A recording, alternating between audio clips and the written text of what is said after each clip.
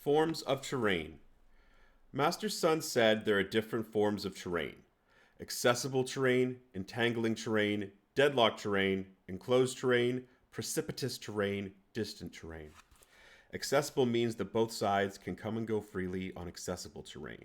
He who occupies high yang ground and ensures his line of supplies will fight to advantage. Entangling means that advance is possible, withdrawal hard. On entangling terrain, if the enemy is unprepared, go out and defeat him.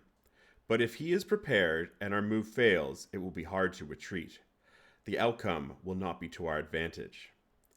Deadlock means that neither side finds it advantageous to make a move. On deadlock terrain, if our enemy offers a bait, we do not make a move. We lure him out, we retreat.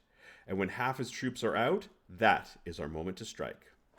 On enclosed terrain, if we occupy it first, we must block it and wait for the enemy. If he occupies it first and blocks it, do not go after him. If he does not block it, then go after him. On precipitous terrain, if we occupy it first, we should hold the yang heights and wait for the enemy. If the enemy occupies it first, do not go after him, but entice him out by retreating. On distant terrain, when strengths are matched, it is hard to provoke battle, and an engagement will not be advantageous.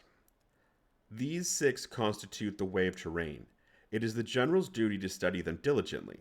In war, the following are not natural calamities, but the fault of the general: flight, impotence, decay, collapse, chaos, rout. If relative strengths are matched, but one army faces another 10 times its size, the outcome is flight. When troops are strong, but officers weak, the result is impotence. When officers are strong, but troops weak, the result is decay. When superior officers are angry and insubordinate and charge into battle out of resentment, before their general can judge the likelihood of victory, then the outcome is collapse. When the general is weak and lacking in severity, when his orders are not clear, when neither officers nor men have fixed rules and troops are slovenly, the outcome is chaos. When a general misjudges his enemy and sends a lesser force against a larger one, a weaker contingent against a stronger one, when he fails to pick a good vanguard, the outcome is rout. These six constitute the way of defeat. It is the general's duty to study them diligently. The form of the terrain is the soldier's ally, assessment of the enemy and mastery of victory, calculating the difficulty, the danger, and the distance of the terrain. These constitute the way of the superior general.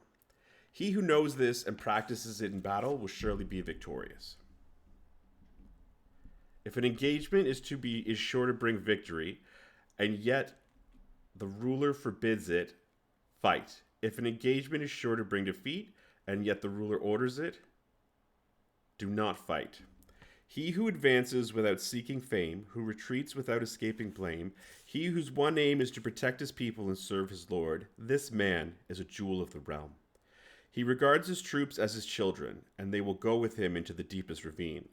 He regards them as his loved ones, and they will stand by him unto death. If he is generous but cannot command, if he is affectionate but cannot give orders, if he is chaotic and cannot keep order, then his men will be like spoiled children and useless. If we know that our own troops are capable of attacking, but fail to see that the enemy is not vulnerable, we have only one half of victory.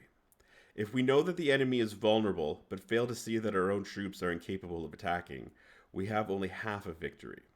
If we know that the enemy is vulnerable and know that our troops are capable of attacking, but fail to see that the terrain is unfit for attack, we still have only half of victory.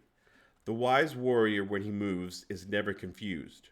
When he acts, is never at a loss. So it is said, know thy enemy, know yourself, and victory is never in doubt, not in 100 battles. Know heaven, know earth, and your victory is complete.